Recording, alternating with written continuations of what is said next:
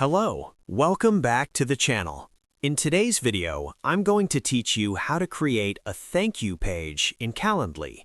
We're going to set up the confirmation experience your invitees see right after they book, and make sure a clear, friendly link appears exactly where you want it.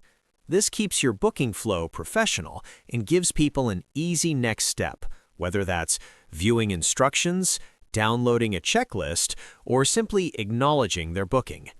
First, log into your Calendly account. Once you're inside your dashboard, go to the scheduling page. This is where all your event types are listed. Find the specific event type you want to update, for example, your discovery call, demo, or consultation, so the thank you message appears for that booking. Next, click the three-dot menu next to that event type and select Edit. This will open the event editor, where you control what invitees see and how the booking behaves. Scroll down and click on Confirmation Page. This section controls everything that happens after someone schedules a meeting with you. Under After Booking, make sure Display Confirmation Page is selected.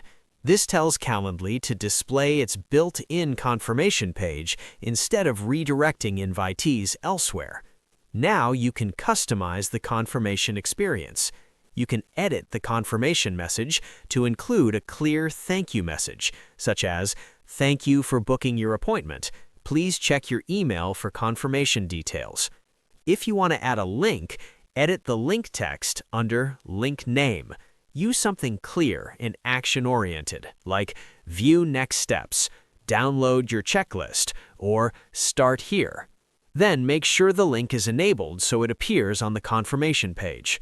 Finally, click Save Changes at the top of the page to apply your updates. That's it. You've successfully customized Calendly's confirmation page to act as a clean, professional thank you page. This small adjustment improves the post-booking experience and guides your invitees toward their next step without confusion. If you need to make changes later, simply return to the confirmation page section and update it anytime. Thanks for watching.